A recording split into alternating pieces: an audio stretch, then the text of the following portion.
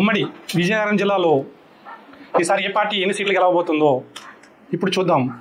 ఉమ్మడి విజయనగరంలో మొత్తం 9 నియోజకవర్గాలు ఉన్నాయి. 9 నియోజకవర్గాల్లో మొదటి నియోజకవర్గం విజయనగరంలో ఈసారి టీడీపీ నుంచి అదితి విజయలక్ష్మి గారు పోటీ చేస్తున్నారు. వైసీపీ నుంచి వీరభద్రస్వామి ప్రస్తుత ఎమ్మెల్యే గారు పోటీ చేస్తున్నారు. ఇక్కడ వీరభద్రస్వామికి విజయ్ గారు గట్టి పోటీ ఇస్తున్నారు.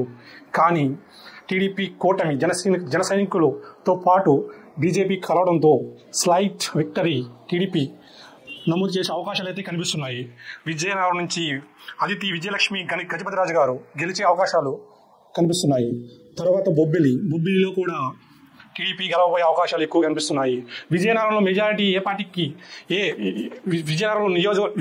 విజయనగరంలో అత్యధిక మెజారిటీ వచ్చే నియోజకవర్గం ఏదైనా ఉందంటే అది మాత్రం బొబ్బిలిలో ఈసారి టీడీపీ భారీ మెజారిటీతో గెలవబోతుంది.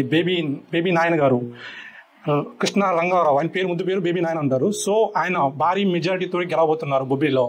తర్వాత చీపురుపల్లిలో అందరికీ తెలిసిన వ్యక్తి బొత్స సత్యనారాయణ గారు టీడీపీ నుంచి కళా వెంకటరావు గారు గట్టి పోటీ చేస్తున్నారు. కానీ ఆయనకున్న లోకల్ ఇమేజ్ బొత్స గారి మెజారిటీ తగ్గించవచ్చు, కానీ విజయాన్ని అడ్డుకునే ధైర్యం సాహసం అక్కడ ఎవరికీ లేదు. బొత్స గారు గెలవబోతున్నారు.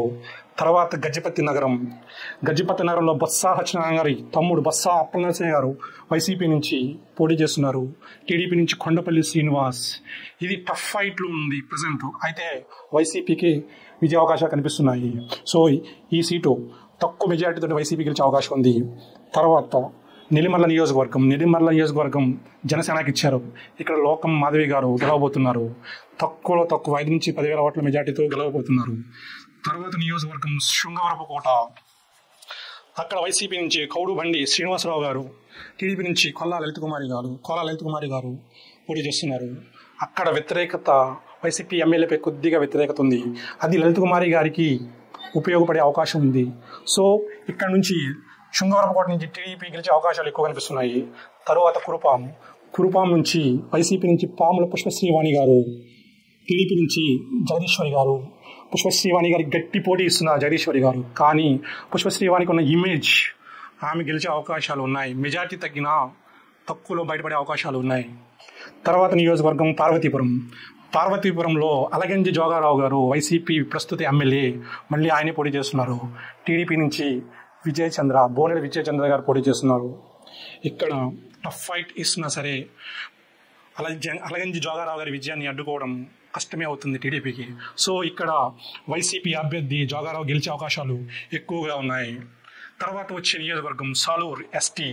ఇక్కడ పీడిక రాజన్న దొర వైసీపీ ప్రస్తుత ఎమ్మెల్యే, ఆయనే మళ్ళీ పోటీలో ఉన్నారు.